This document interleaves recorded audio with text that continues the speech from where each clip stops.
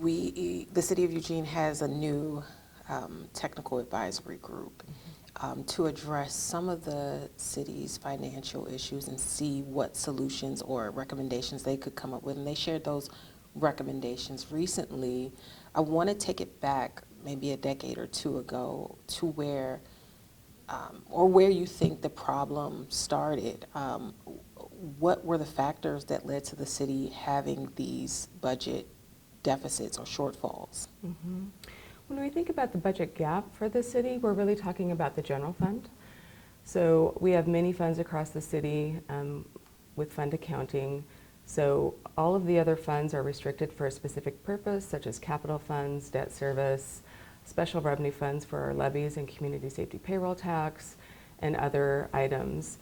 For any funds that aren't in one of our other designated funds, it's in the general fund. So these are truly the discretionary funds for the city, and we can use them for any purpose. So when we're talking about our budget gap, we're really talking about the gap in the general fund. And this, we've had a structural imbalance in the general fund for, as you said, many decades. This really comes back to property tax changes that started in the 90s with Measure 5 and 50. So as the property tax system changed, our property tax revenues in the general fund are capped at about 3% growth, so assessed value can only grow at 3%. This is significant in our general fund because in the general fund, property tax revenues are 71% of our total revenues in the general fund. So when we think about our revenues being capped at about 3% or under 3%, and our expenditures growing over time with wages, inflation, PERS costs, other cost drivers affecting our expenditure system, there is a gap in between our revenues and expenditures. So this really is a structural issue, as you said, that has been going on for decades, and the city has been making implementing various strategies to address this over the years. So budget reductions, some new revenues, shifting expenditures to other resources when it's allowed, and a number of things over the years to address the gap. But the gap still continues as we look to the future. Besides the things that you mentioned, like Measures 5 and 50 and expenditures, retirement spending, was there any point where the city made a purchase or a decision or something that added to this in a big way? I wouldn't say there's a specific decision or purchase that's contributed to the gap. I really think it's a combination of all of those things over time. I think when we think about the system overall, we're really looking at the community needs and what the community needs over time, and those needs are changing. So for instance, the city is providing services in the past that we haven't. I think of things like unhoused work, and sustainability and climate efforts, where if you think back 20, 30 years ago, the city didn't have a role in those things that they do now. So there are services that have been added to the system in response to the community desire. But I would say that those aren't service adds that have actually triggered the gap. I would say it's a combination of all of those things we've talked about. When you look back 17 years, I was looking at some of the task force and groups that were put together to kind of address the budget gap. After all this time, why is it that this issue hasn't been able to be resolved yet? For all of those reasons I've said, so when we think about the continued structural gap, there isn't an easy answer to fix this issue. I think even the results of the take group that you mentioned, there's no easy short-term issue. There might be longer-term things such as economic development, property tax reform, other things that could help over time. But I think each group that's met, so we've had many groups, we've had kind of revenue advisors, different revenue teams, budget committee subcommittees that have looked at the operations of the city. The city has also had some service assessments of some of our areas, such as fire governance, alternative response, our core business function. So while we continue to make budget strategies and reductions and continue to try to be as efficient as possible, the underlying structural issues still remain. All of those groups that have convened have said that the budget model isn't sustainable. Is there anything specific that's going to change with this TAG group? I think when we look in the short term, the TAG group recommended some short-term measures, to continue to look at operations and efficiencies and assessments of our system, which we certainly are doing. I think as they looked overall, they're really looking to what they're calling day 2. And a lot of that is around economic development and job growth in our region and creating a strong community and regional opportunity for longer term growth. So again, it's that longer term solution to the structural issue we're facing. How much of what the TAG group recommended realistically can be implemented or could be, is being considered? I would say we're looking at all of the recommendations of the TAG group. So some of the recommendations we're actually already doing. So we are doing some organizational assessment reviews. We are looking at core services and some other pieces in their short-term recommendations.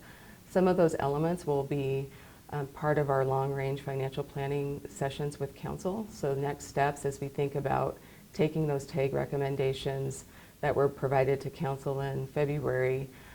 In March, we're having a benchmarking conversation and talking about our long-range financial planning work that will be happening. In April, there will be an economic development work session with council where our planning and development team will be coming to council. And there's definitely an interest in TAG and remaining a committed partner to the city and thinking about day 2 and having continued dialogue with the city and other partners in our community as we think about that long-term economic growth and job development. I want to address what those reports said again, saying that the city is vulnerable if there were to be an economic downturn.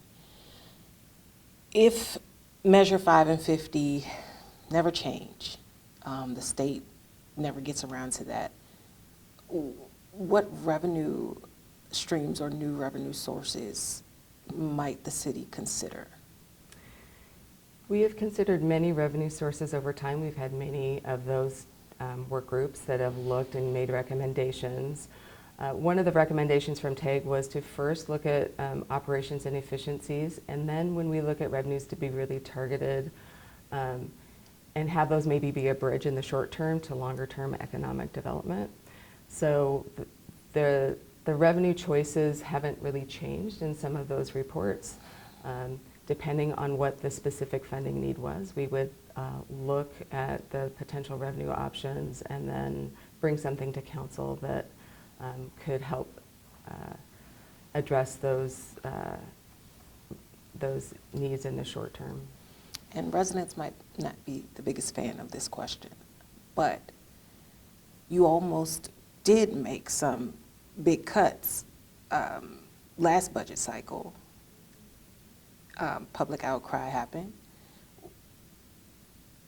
What are the chances that those cuts or certain services that were on the chopping block previously might return to being considered for cuts? Well, we always look at our range, the range of options at any one time. You mentioned before, economic cycles and a recession. I would say any entity really is subject to kind of those economic cycles, whether we have the state tax system we have or not. So we always are looking.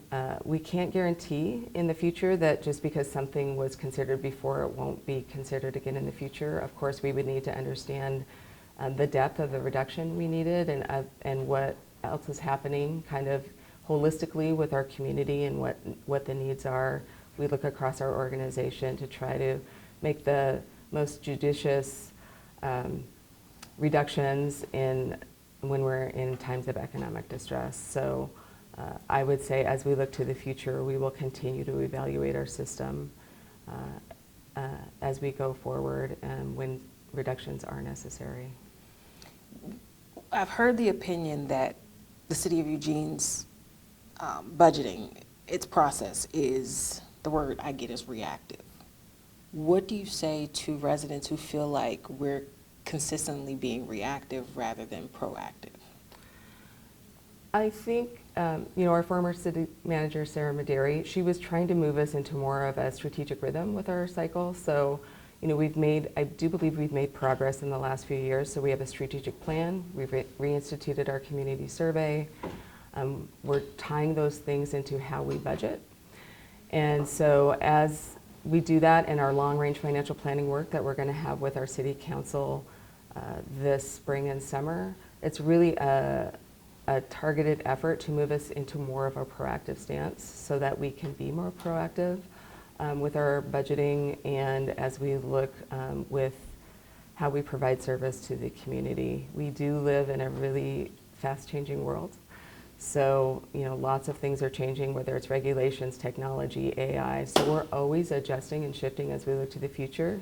So in a way, I would say we are proactive because we're always trying to be proactive and stay current with what's happening and move towards the future. But I think these changes that we've seen with working with council and our organization around strategic planning and how we budget and how we deliver service are moving us in that direction so we can be in a more proactive state. I think the work with the TAG team and some of the recommendations as we are forward-looking will also help with that. Can service levels be changed to a rate that is supported by current revenue sources? Every time we come through these budget cycles and we're making reductions, over the 6-year forecast, we are adjusting service levels to align with projected revenues. So I would say we do that. The issue is that, again, that structural imbalance over the long term, where even though we make changes, as we look out over the forecast period and things change in the future, we are in another situation where we either have to make more reductions to meet that revenue target and or raise new revenue. And I think that's really the day two that the TAG team is thinking about as they think about job growth in our community and economic development investment so that we are actually growing our community in a different way to address some of those issues. So is it the thought that if we get more jobs, get more residents, people housed here in the city, that could make a big improvement? When we think about growth, so some of the information we took to the TAG, so when we think about the $11.5 million budget gap we had as part of our last adopted budget, in order to address that through property tax revenue, we would have needed over 170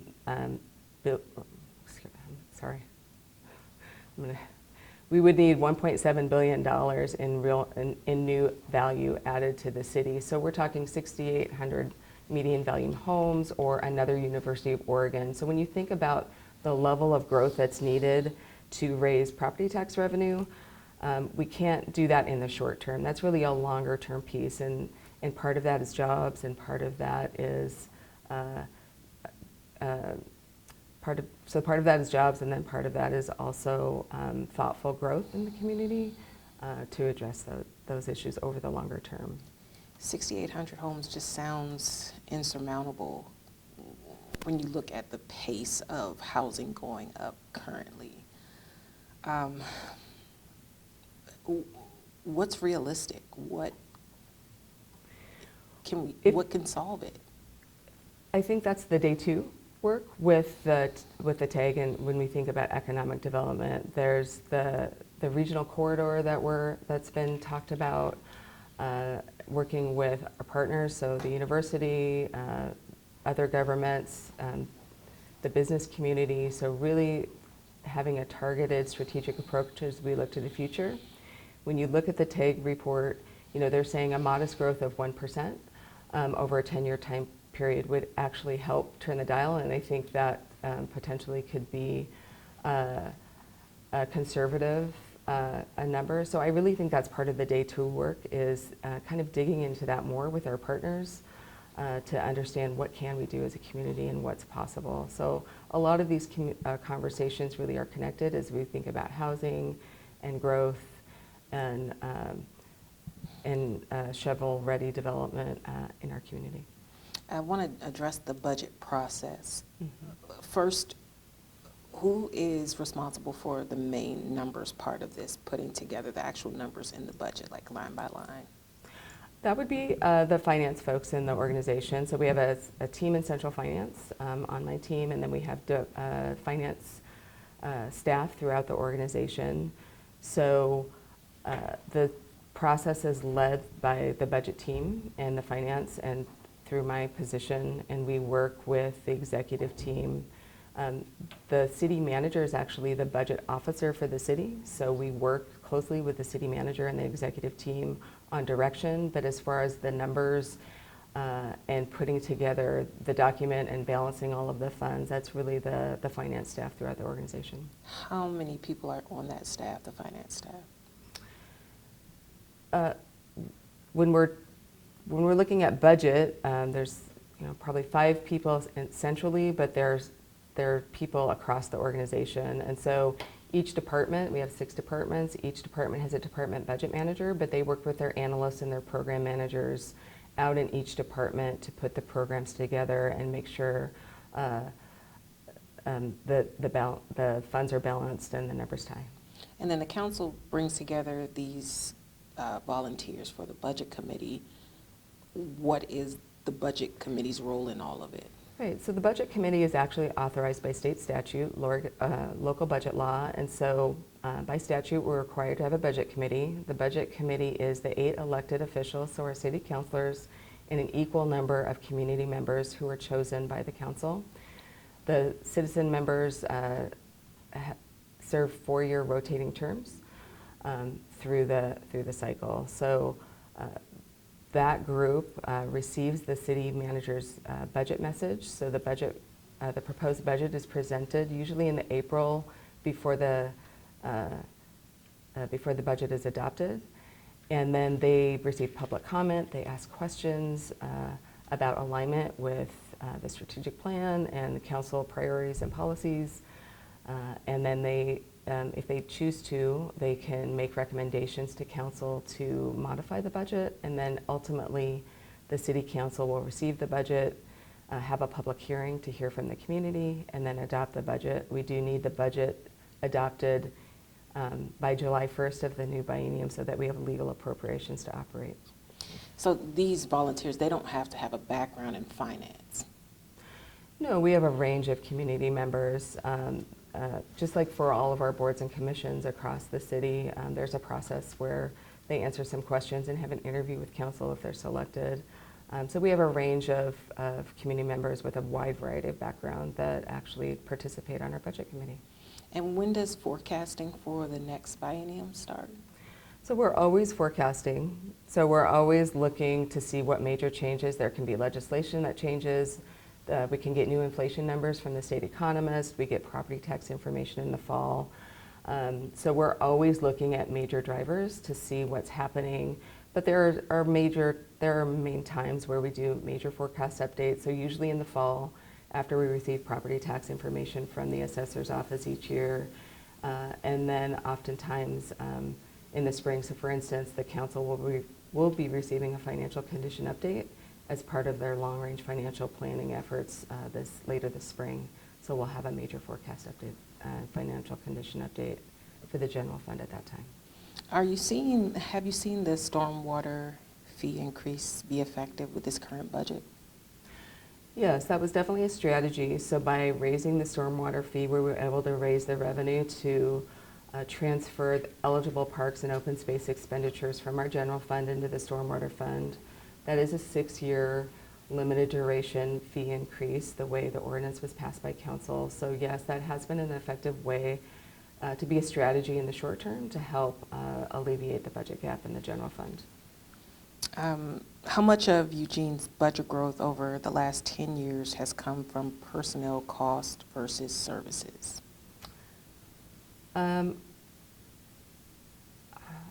I don't know that I have the exact answer to that question. I would say that generally over time, our expenditures are rising, of course, at a faster rate. When you think about the structure of the city, about 75% of our expenditures are related to personnel.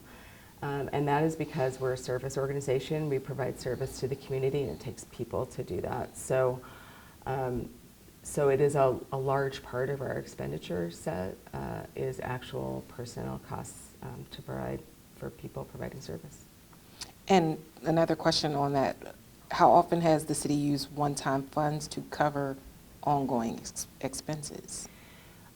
We actually have a policy not to do that. So there's a financial policy we have. So we really, we are very diligent about that. Sometimes in order to test a new service or meet a need in the community, sometimes we'll use one-time funding as a pilot. So we'll do one-time funding as a pilot program. And then if it's successful, then we roll it into a future budget cycle as an ongoing expense. An example of that is our neighborhood service officers over the last few years. Can you answer how much money goes towards homelessness that's not state earmarked funding? I'll have to get that number for you. I don't have it off of the top of my head, but I certainly can follow up with you. I would say the majority of our funds have been kind of state and federal funding for that program, but there are some general fund dollars, and I can get that number for you. Thank you. Mm-hmm. I want to ask, are there any services that are protected, that if there are cuts, these things will not be touched? The way I think about that is really when we think about when there's been kind of what I would consider a mandate. So when we think about, for instance, our community safety payroll tax, that's a dedicated funding source. So that is a very specific tie to those services, and those can't be reduced. I would say also with our levies, our property tax levies, so we have levies for library services and parks. So for those specific services that are outlined in those ordinance or those ballots, for the length of those levies, those wouldn't be reduced. But when we look at the system overall, when we think about the general fund, we really do look at everything across the table. As part of our last budget process, for folks that were watching, you would hear kind of the city manager talking about the core of the core. So we're really thinking about what are those core services that we need to protect for the community versus things that we would like to provide but may not be able to. And I think we'll be talking about that more as we look to the future. How much has inflation impacted the budget?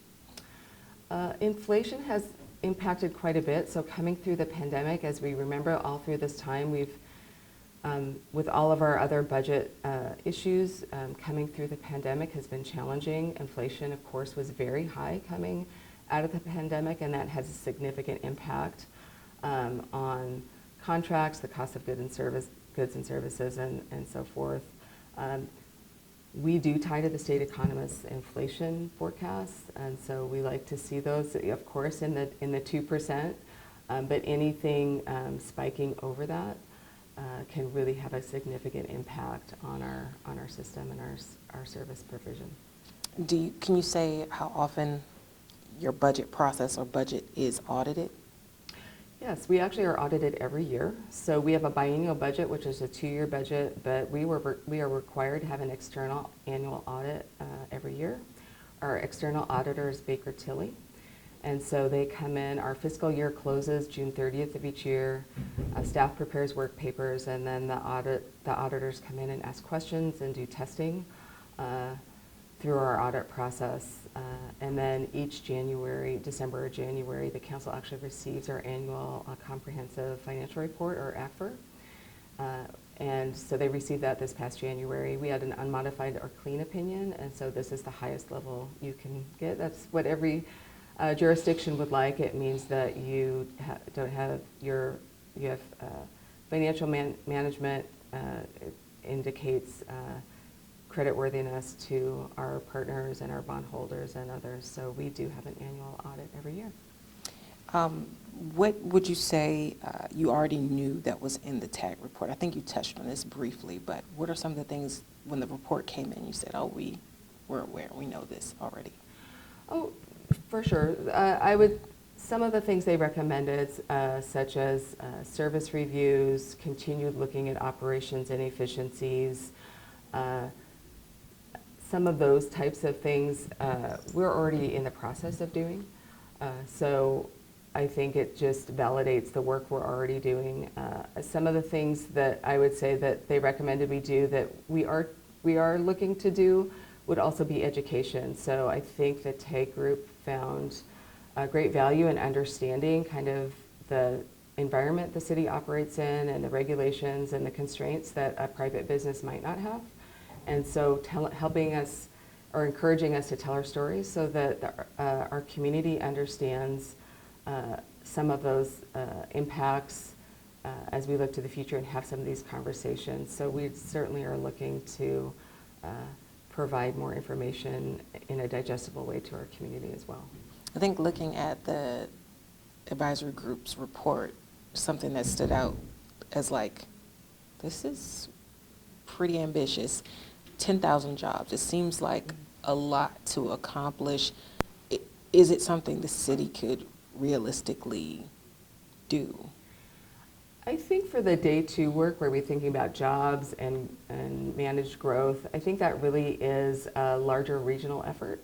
So the city will definitely have a role, but I think it's more than just the city having these conversations. And I think that was one of the takeaways I heard from some of the TAG members is this, they really want to partner and create a partnership with not only the city, but really thinking regionally about how do we as a region make investments and make decisions that really position ourselves for job growth in our community. So I think that more to come on all of those topics. With the new city manager coming in, how do you think that their report kind of prepares her to take on Eugene's budget effort? I think it will be a valuable tool. I really think all along this was a city manager's ad hoc committee. So with our former city manager, that really was one of her messages to this group was really, what is that, when that new person starts and they're looking kind of what would your recommendations be to this new person? So I think it will be a valuable tool and I would expect some interaction. And I know that at least a subset of the TAG would like to continue to be part of day two and interact with the city. So I'm sure there will be conversations with the new city manager and some of those members as we look to the future. And with all the plans the city has in mind or recommendations it plans to put into action, what metrics can residents use to say, oh, this is working? That's a great question. So we have a team that's working on our strategic plan, and our strategic plan and strategic budgeting and long-range financial planning really are kind of a connected body of work. So we do have a team looking at metrics and how we can measure performance and tell our story, and also use that internally as we evaluate programs and processes as we look to the future. So I think there will be more communication. I think that definitely will be a thread as we look to the future, both with any work that comes out of day two and just looking at how we communicate about the city's programs and progress overall. I only have a couple more questions for you. Okay, so how can voters be confident in this new group and their recommendations and how the city's going to implement those? What is different from previous advisory groups? I think this group has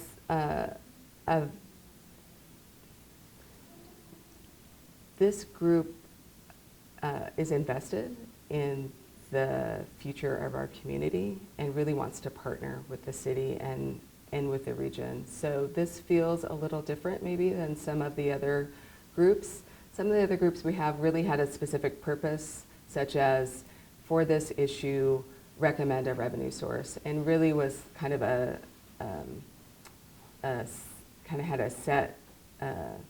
a very set outcome that they were providing advice on. This is a broader a broader set of topics, and I think this group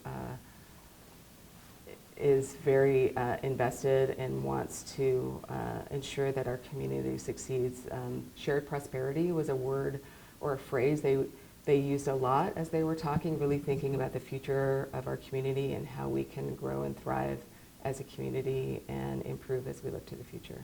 My last question, what can the community count on that the city is doing or will do differently in years past that they can have some confidence in saying we're going in the right direction, we're sure we're going in the right direction now? I really think this long-range financial planning work we're doing with council is key. While we've done many aspects of this work over the years, financial forecasting and some of our budget processes and other things, it feels like this is, again, getting to that proactive approach rather than being reactive. So it feels like the changes and the conversations we'll be having with council around long-range financial planning, and then also incorporating some of these recommendations from TAG and working with the region, hopefully as the region shifts in a different way, will look and feel different to the community. I would say the organization is really invested in our community. We have a lot of people working really hard that really care about the services they provide to our community and are really committed to working through whatever hardships we face as with a region or an organization or a community in the future, and really are striving to deliver the best service to the community they can. If you could give a ballpark estimate, I know this is going to be a hard thing to project, but a sustainable budget, how far away is that from our grasp? That, I would say it depends. It depends on so many things. It depends on the economy. It depends on what happens with inflation. It depends on when you think about the range of things that can happen. For instance, in 2019, we never thought we'd be having a pandemic, right? And we had to shift and address that. So that's a really hard question to answer. But I think that's actually part of day 2 is how do we set ourselves up to be resilient and to be structurally sound so that we can pivot as things come up, as we know they will, as we look to the future. So that's really what we're working towards as we look forward. All right. Thank you so much. Thank you.